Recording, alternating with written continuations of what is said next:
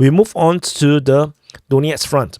So this is the Donetsk Front, and this is Velika Novosibirska sector.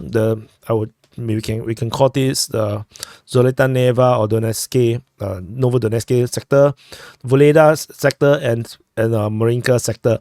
So I just do a general picture.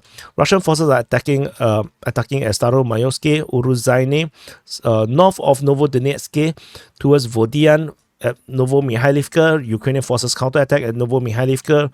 Russia attack still within the area of Boyeda, attacking Georgievka, south of Krasnohorivka, and east of Krasnohorivka. So this is the strategic picture. As you can see, the Russian forces is extremely active, particularly over at this Marinka sector.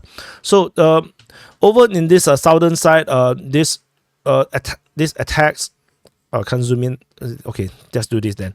The Russian forces are attacking Staromayoske and Uruzaine. This is nothing really much. I don't see this as a serious assault to capture the village just yet. Fighting is reported north of Novodonetsk, according to DPA UA, the pro-Ukrainian source. So we will continue to monitor. This is related to the fighting at Zolotaneva. I think Ukrainians are putting a very strong line over there, so there's nothing much the Russians can do about. And there is an attack towards Vodian. This is very usual, but we always never see the frontline changes over there. We move into the Marinka sector minus Krasnohorivka. Russian forces continue to be attacking within Novomikhailivka. They're still trapped at Boyeda, and there is attack over Georgievka. Ukrainian forces counterattack at Georgievka, probably to stop the Russian attack moving towards Krasnohorivka, and Ukrainian forces are conducting counterattack over Novomikhailivka itself. And over in the Krasnohorivka, the situation is pretty desperate, very sudden. The Russian forces suddenly make a surprise breakthrough and hit the southern part of Krasnohorivka. Krasnohorivka is an extremely heavily defended city. This is as good as Avdiivka in terms of defenses, entrenchment, and preparation for war. This is a frontline city for the past 9 years, particularly during the Ukrainian Civil War. For 8 years, this has been just like Avdiivka, a frontline city. So this is actually a superbly entrenched location. If you zoom in, even in your Google Maps, you will be able to see the entrenchments. This is a very heavily defended city, and it is a surprise that the Russians suddenly found a weak spot and broke through over from the south. And so some people, when you look at some of the mapping, you may see this as a river. This is not a river. This is just some lake, and these are just lakes. This is actually just a lake. There is a main road over here. This is a main road. And there's a dirt road over here. This is traversable by armored vehicles, or vehicles like BMP that can survive some level of water levels. And so this is not impossible to cross. So particularly over at the main road region. And it's interestingly is that this outpost over here, this industrial or mine region, I believe this is a mine. Yeah, this is the Trudovskaya mine. This has always been fought over between the two sides, and the last known is that this is actually a gray zone.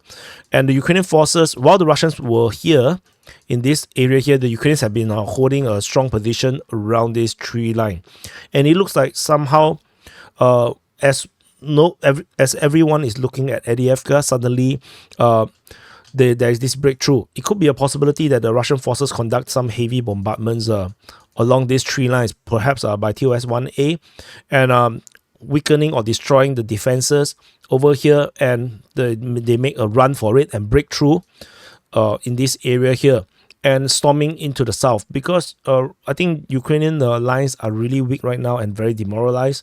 So given the weakness of the Ukrainian lines, and maybe the redeployment of Ukrainian forces to help to defend Avdiivka, because this is very near to Avdiivka. If we zoom out a bit, Avdiivka is just next door, Avdiivka front is over here. So the Ukrainian forces may have drew forces from Krasnohorivka region to try to plug the hole and thus weaken the defenses over Krasnohorivka, and that could be a possibility.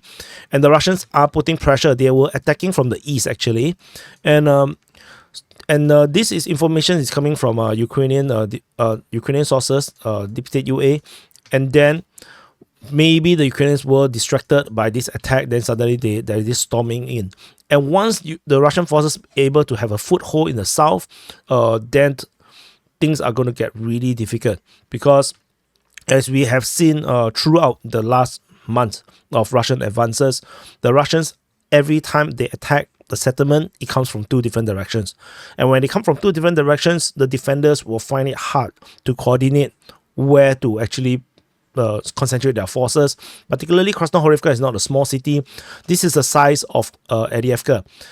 If you can see, this is Avdiivka. If I zoom in, come over here, this is almost the size of Avdiivka. So this is actually not an easy place for the Ukrainian forces to just, not an easy place for the Russians to just attack and conquer easily. But the Russians are trying. Heading this area here is most likely a diversionary. The reason is because this is where the main line is. This is the main line of defense is. So the Russians storming in from this direction is almost inconceivable. This is as good as the Russian forces trying to storm New York. It just don't make sense, Just like Avdiivka, it's not the place where you are able to penetrate through. This is just too heavily defended in this direction. But the south is a weak spot. This is the soft spot for Krasnohorivka, and if the defenders or the commanders in this region really think about it, they should be securing this part, the southern part. But maybe lack of resources or something, and they probably neglected this, and the Russians break through.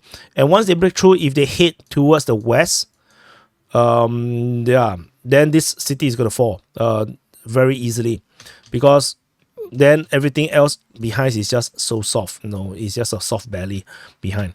So anyway, this is the situation over at the Donetsk Front.